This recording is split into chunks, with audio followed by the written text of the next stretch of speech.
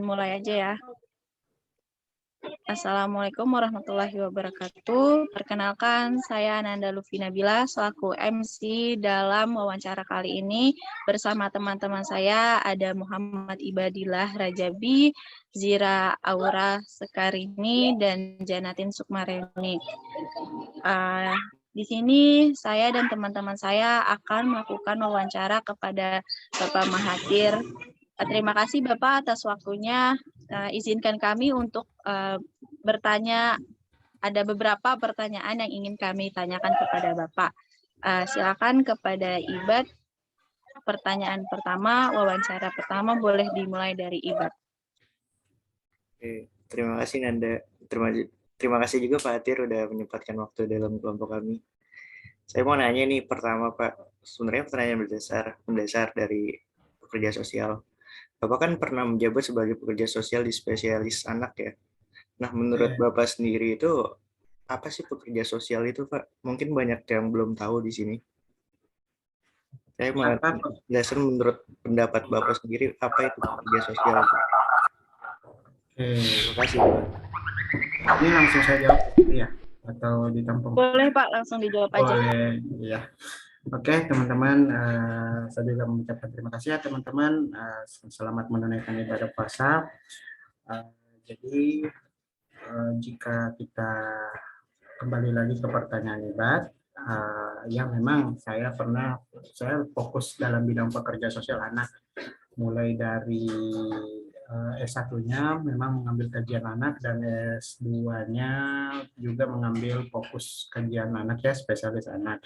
Dan setelah lulus S2 saya sempat bekerja di NGO di bidang NGO Save the Children ya teman-teman. Nah, kalau secara menurut saya pekerja sosial ya kita berangkat dari teori pastinya ya.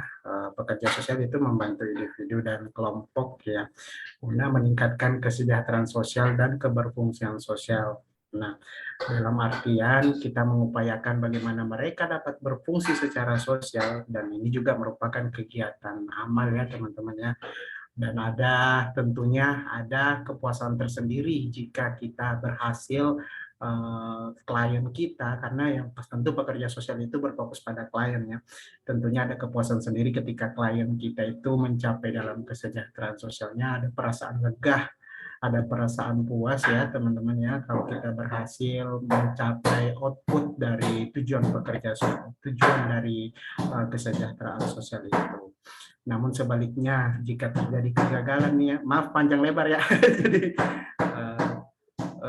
Jadi namun sebaliknya jika terjadi kegagalan tentu akan gelisah juga ya, karena kita juga mengkhawatirkan kondisi klien seperti itu.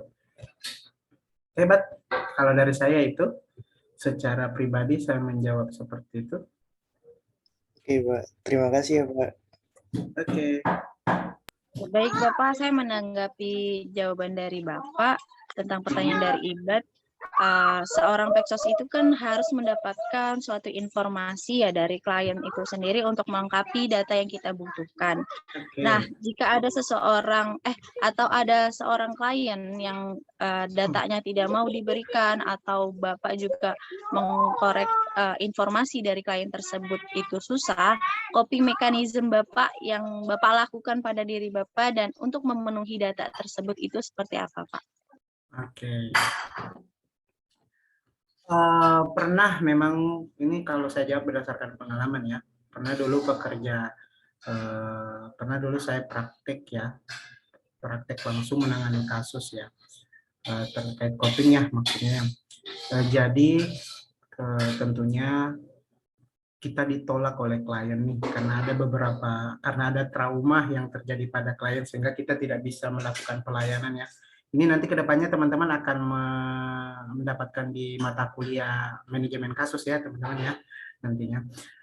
Jadi kalau secara strategi ya, secara ini memang kita langsung melakukan handover kasus. Jadi memindahkan kasus itu kepada pekerja sosial lain, untuk menangani klien yang dalam artian kita gagal dalam melakukan trust ya, Jadi karena ada beberapa alasan, bukan alasannya karena beberapa pertimbangan, klien tidak mau bersama peksos laki-laki, mungkin ada trauma, mungkin dia lebih nyaman kepada pekerja sosial perempuan, dan ini mempengaruhi kita nggak bisa menemukan data, sulit melakukan wawancara. Nah, itu secara strateginya. Namun memang makanya kedepannya nanti teman-teman akan mempelajari ini. Ada dikatakan informed consent ya teman-teman, di mana di situ ada persetujuan antara peksos dengan klien, yang istilahnya langkah awal kita mengadakan kontrak dengan klien, apakah klien akan bisa ditangani. Jika klien itu memang setuju untuk ditangani, tentunya ada persetujuan, dan di dalam informed consent itu ada kesepakatan untuk dimintai datanya. Nah, namun kalau misalnya klien tidak setuju, dalam artian kontrak tidak bisa berjalan ya teman-teman. Kemudian kalau misalnya kembali kepada diri kita ya, kalau misalnya klien sudah tidak mau menerima untuk dimintai data, ya memang apa boleh buat. Ini kembali kepada hak klien ya. Meskipun kita sudah membangun trust, meskipun kita sudah melakukan upaya untuk pendekatan kepada klien, namun klien tetap memblok dirinya untuk tidak memberikan informasi kepada kita, ya jalan satu-satunya memang harus menghandover ke pekerja sosial lain, supaya mereka mendapatkan informasi, supaya klien istilahnya nyaman dengan pekerja sosial lain. Paling kalau dari saya itu, Nanda. Baik Bapak, sebelumnya kita ini kan diskusi santai. Kalau Bapak mau minum atau sekalian cemilan, boleh ya Bapak. Pertanyaan ini akan dilanjutkan oleh Reni. Silakan Reni. Saya lagi puasa. Oh iya, maaf Bapak, lupa. Tapi nggak apa-apa, dilanjutin sama Reni. Soalnya saya ingat Bapak sering minum Pak. Kalau minum. Sering minum di kelas ya? Iya, nggak apa-apa. Iya Pak. Nggak apa-apa. Pokoknya kalau udah agak kering ini, berarti nggak apa-apa. Teman-teman, yang namanya puasa memang harus gitu. Kuat kok. Jangan khawatir. Mau sampai buka puasa, ayo. Saya tantang teman-teman. Jangan Pak. Jangan. Ya, Oke. Terima kasih Nanda sebelumnya udah dikasih waktu untuk bertanya. Terima kasih juga Pak Mahathir. Di sini saya akan bertanya, apakah menjadi seorang peksos harus ada pendidikan khusus? Kalau memang iya, pendidikan apa yang harus dijalani, Pak? Ya, betul. Seperti sekarang yang teman-teman ikutin ya. Jadi pekerja sosial itu karena kita sudah ada undang-undang, kemudian jadi ya sempat ya teman-teman kalau menyaksikan media sosial dulu kasusnya Deddy Corbuzier yang menganggap bahwa pekerja sosial itu sebagai kegiatan amal ya, itu sempat nggak teman-teman dengar itu kasus itu. Nah, jadi memang pekerja sosial kita bergerak secara sosial kan berdasarkan profesional ya. Dalam profesional itu memang pendidikan yang kita jalani sekarang ya, kayak seperti teman-teman yang menjalani pendidikan di kesejahteraan sosial. Kemudian kalau mau melanjutkan lagi, yang melanjutkan spesialis, mau spesialis anak, spesialis ya pokoknya dalam bidang kesehatan sosial. Memang secara pendidikan formal ini penting karena sebagai tindakan profesional yang kita lakukan. Itu ya teman-teman ya. Itu kalau dari saya. Jadi memang. Terima kasih banyak Pak. Jadi selain di dalam tindakan profesional yang kita lakukan, didasari dari Undang-Undang Pekerja Sosial. Di Undang-Undang Pekerja Sosial jelas-jelas menjelaskan menjadi pekerja sosial itu harus mengikuti pendidikan pekerja sosial, kemudian setelah mengikuti pendidikan pekerja sosial, kemudian akan dilanjutkan secara ini sertifikasi ya. Jadi itu sebagai profesi teman-teman nanti ke depannya ya. Gitu Janatin. Terima kasih banyak Pak. Oke.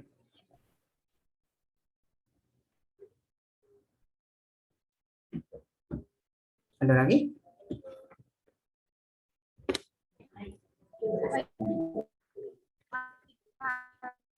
Pertanyaan maaf ya Pak. Berikut moderator ya, Nanda Nabila. Iya, pertanyaan selanjutnya dilanjutkan dari Zira ya. Jadi nanti sistemnya kita gantian kayak tadi ya, pertama Ibad, kedua saya, dan dilanjut sama teman-teman yang lain.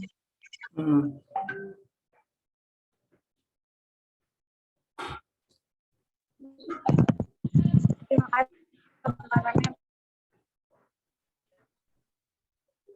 Suaranya Saya putus. kan saya ingin bertanya, eksos kan harus memahami kode etik. Iya. Menurut tanggapan Bapak sama Pak, Suaranya putus-putus. jika ada seorang masih putus-putus gak Pak? Agak udah aman. Coba ulang. Dalam pekerja sosial itu kan kita mempunyai kode etik ya Pak. Bagaimana tanggapan Bapak ketika seorang pekerja sosial tidak menjalani kode etiknya, tidak mengikuti kode etiknya? Ya. Oke. Keren pertanyaan teman-teman ya. Jadi memang kode etik itu dibuat untuk batasan-batasan kita ketika kita melakukan pelayanan kepada klien ya. Jadi kode etik itu tentu sangat berdampak pada proses pelayanan klien, dalam artian kode etik itu bisa dibentuk supaya kita tetap menjaga klien. Nah, kalau menurut saya jika kode etik itu dilanggar, misalnya contohnya kerahasiaan ya, salah satu kode etik dalam pekerja sosial itu adalah kerahasiaan.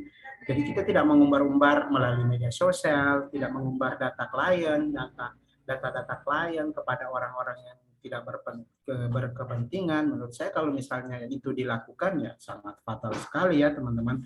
Bahkan bisa dalam profesinya itu bisa dipertanyakan atau bahkan bisa dicabut dalam profesinya karena melanggar kode etik ya. Dengan tujuan apa ketika kita tidak melakukan kerahasiaan kepada klien, kepada orang-orang dan akhirnya data itu bocor, teman-teman, ini akan mengganggu secara psikologis klien, akan memberikan permasalahan baru kepada klien ya, mengumbar-umbar kondisi klien, padahal dalam kerahasiaan itu memang kita harus jaga karena untuk menjaga, intinya dalam menjaga secara psikologis. Jadi psikologis klien ya, dan tidak menimbulkan permasalahan-permasalahan lain kayak stigma atau hal-hal yang lain. Jadi ya memang harus ada, kalau menurut saya memang harus ada tanggung jawab yang besar ketika melanggar kode etik, ataukah sanksi yang diberikan kepada pekerja sosial yang melanggar kode etik. Link kalau saya itu ya. Teman-teman, kalau saya kemana-mana, boleh diarahkan teman-teman, karena ini latihan wawancara ya pasti teman-teman ya.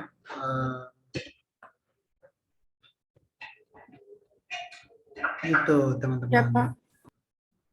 Ya. Jadi jangan melanggar kode etik. Ini aja dulu teman-teman, kerahasiaan teman-teman boleh harus jaga. Jadi jangan memposting-posting ketika teman-teman melakukan penanganan dengan klien, apalagi klien sudah kasat kusut kemudian diposting saya telah melakukan penanganan ini loh. Ini sangat melanggar dalam kerahasiaan. Orang-orang tahu tuh, kalau orang-orang jahat pasti akan memanfaatkan itu kan, bisa memanfaatkan dalam hal-hal yang lain gitu sih Rah. Ya, selanjutnya ya saya yang mau nanya. Mau nanya apa sih yang menginspirasi Bapak untuk pernah menjadi pekerja sosial, terkhususnya dari pengalaman Bapak yang pernah menjadi pekerja sosial di spesialis anak? Apa sih yang menjadi motivasi Bapak pernah bekerja menjadi pekerja sosial tersebut? Yang menjadi motivasi ya? Kalau saya jawab awalnya coba-coba, lama-lama enggak. Jadi gini teman-teman, ya dari SMA, semenjak SMA saya memang anak sos ya, anak sos, anak IPS ya teman-teman ya. Anak IPS ya memang dari kecil memang, bukan dari kecil ya, dari SMP, SMA, terus bergerak dalam bidang sosial, kemudian bergerak selalu ikut kegiatan kemasyarakatan, ikut dalam bantuan-bantuan sosial, kemudian ikut dalam kegiatan ekstrakurikuler ya, PMR kalau ya PMR kemarin juga, dalam artian wah saya sudah nyaman di dalam bidang sosial ini. Kemudian masuk lagi di jurusan IPS, nah di situ mempelajari lebih dalam, oh ternyata enak ya merancang atau menganalisis untuk meningkatkan kesejahteraan orang itu menjadi perlu kita tambahkan pengetahuan ya. Menurut saya kemarin tuh waktu usia waktu tahun 2010 berpikir seperti itu. Kemudian terbukalah saya mencari informasi sekolah tinggi tentang kesejahteraan sosial. Saya daftar di situ, makin dalam makin lama kita mempelajari itu, menurut saya makin sangat menarik dan menantang ya, menghadapi orang yang tentunya kita bertujuan untuk meningkatkan kesejahteraan sosial, padahal diri sendiri pun juga belum sejahtera gitu ya. Ini yang menjadi yang waktu masa-masa mahasiswa gitu, diri sendiri pun belum sejahtera, sedangkan orang lain yang kita akan yang orang lain yang kita ingin sejahterakan. Namun ya ini menjadi tentu banyak pelajaran hidup yang kita ambil ketika kita menangani suatu klien dalam mikro makro meso ya. Nah, ini menjadi satu pelajaran hidup. Kemudian kepekaan tentu sangat terasa ya, kondisi seseorang. Kita tahu bagaimana kondisi seseorang ketika mengalami permasalahan. Kemudian lebih spesifik masuk di bidang spesialis anak, karena awal bekerja itu saya memang di bidang anak pas belum lulus S1 sudah diajak bekerja di NGO itu ya. Nah, di situ baru merasakan semua metode-metode yang diberikan oleh dosen ternyata bisa berkembang ya di lapangan ya. Dalam artian kita hanya mempelajari ketika di lapangan itu udah banyak ABC sampai D ya, banyak pengalaman yang kita bisa implementasikan dalam metode itu ya teman-teman. Pada intinya yang membuat saya memotivasi adalah perjalanan hidup yang memang dari awal bergerak di dalam bidang sosial terus menerus sehingga menyenangi itu, kemudian ada diri sendiri untuk menyikapi bagaimana sih secara keilmuan ini ya, bagaimana sih strategi dalam meningkatkan kesejahteraan sosial, dan setelah masuk itu sangat menarik dan ini menjadi suatu istilahnya sudah menjadi bagian dari hidup ya teman-teman ya, sudah mendarah daging gitu ya tentang bagaimana kita meningkatkan kesejahteraan orang ya, walaupun diri kita kadang juga bermasalah ya. Jadi pada intinya tukang cukur tentu butuh tukang cukur ya, pekerja sosial juga kadang butuh pekerja sosial. Jadi seperti itu ya. Jadi tukang cukur yang cukur sendiri pasti dia nggak tahu bagaimana kondisi rambut di belakangnya ya. Pada intinya seperti itu ya teman-teman ya. Ya itulah teman-teman kalau dari saya, karena sudah menjadi suatu kebiasaan, sudah pekerja sosial itu menarik, membantu orang, kemudian ada kegiatan amalnya ya, selain kita menjalankan kegiatan religius, tentu ada kegiatan amal ya ketika kita menjadi suatu pekerja sosial gitu ya. Itu, Mbak. Baik, terima kasih Mbak. Baik Bapak, berdasarkan cerita Bapak tadi, menurut Bapak range dari 1 sampai 10 itu seberapa pentingkah pekerja sosial itu ada di Indonesia, Pak? Melihat kasus-kasus sekarang sebenarnya banyak ya yang harus dibenahi, tapi balik lagi dari segi sumber daya manusianya yang kurang memadai, Pak. Kalau dibilang range, kalau bisa 10, saya 10 ya. Karena kita lihat ya makin kesini makin banyak permasalahan sosial yang terjadi, ada aja dari faktor-faktornya ya. Ya dulunya permasalahan sosial itu ya kita pada umumnya dari kemiskinan, akarnya itu dari kemiskinan, sekarang berkembang ya, bukan hanya bahkan orang yang kaya pun juga tentu akan bermasalah, pasti akan bermasalah tentang kesejahteraan sosial ya. Jadi dalam kesejahteraan sosial itu bukan hanya dilihat dari materi ya, tapi bagaimana kondisi psikisnya yang mengganggu dalam keberfungsian sosialnya. Ini sangat penting ya, sangat penting pekerja sosial ada di Indonesia. Dan tentunya kalau berbicara tentang SDM, kita masih kurang ya teman-teman. Jadi teman-teman ya bakal calon sebagai pekerja sosial, siapkan diri teman-teman untuk menjadi pekerja sosial yang profesional ya teman-teman. Jadi itu sangat penting bagi saya. Saya beri nilai 10 ya. Oke.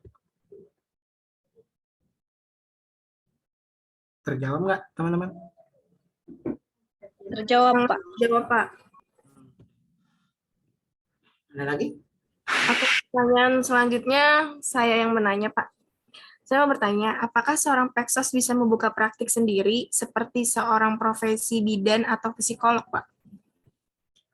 Bisa, sangat bisa ya. Secara aturan memang bisa membuka klinik, membuka ya kalau yayasan tentu yayasan dalam peningkatan kesejahteraan sosial sudah banyak ya teman-teman. Itu salah satu ya.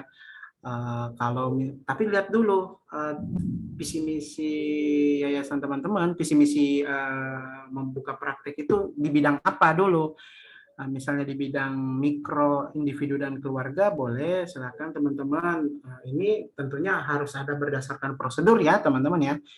Secara prosedurnya saya belum paham juga, belum lihat lagi bagaimana sih prosedur dalam membuka praktik yang tentunya pasti juga melibatkan notaris juga ya teman-teman kalau membuka praktek itu. Kemudian tujuan dalam kliniknya itu apa, visi misinya apa. Nah, itu yang perlu dipersiapkan ketika membuka klinik. Itu pada intinya ya. Gitu. Menjawab, Pak. Terima kasih banyak, Pak. Oke.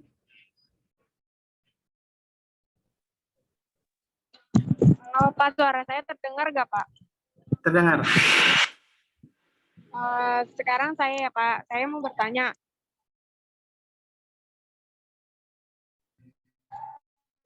Pengalaman apa yang menurut Bapak paling berkesan, semua pengalaman berkesan paling itu Bapak nggak bisa dalam menjadi pekerja sosial, Pak?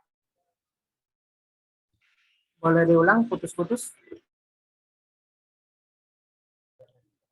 Pengalaman yang paling berkesan buat Bapak selama Bapak menjadi pekerja sosial.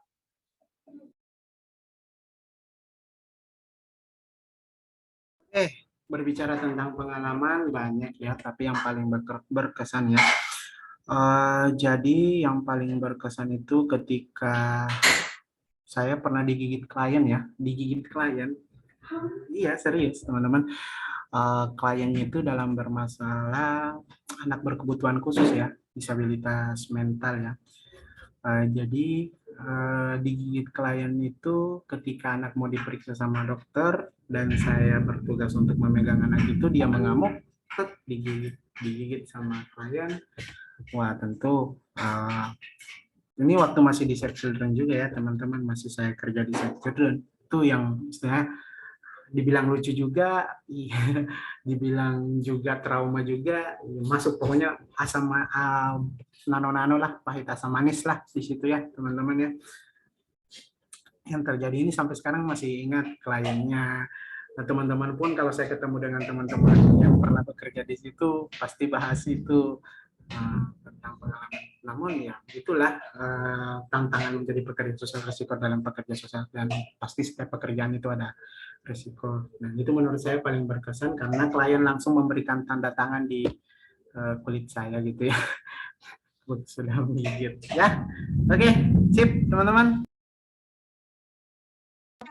Baik Bapak, mungkin Segitu pertanyaan dari kami, Pak. Terima kasih atas waktunya. Dan mohon maaf apabila pertanyaan kami ada kata-kata yang kurang berkenan di hati. Tolong dibukakan pintu maaf, Bapak. Terima kasih atas waktunya semuanya. Saya akhiri wawancara kali ini. Wassalamualaikum warahmatullahi wabarakatuh. Waalaikumsalam warahmatullahi wabarakatuh. Waalaikumsalam. Jadi teman-teman, ini juga sebagai pembelajaran ya teman-teman ya.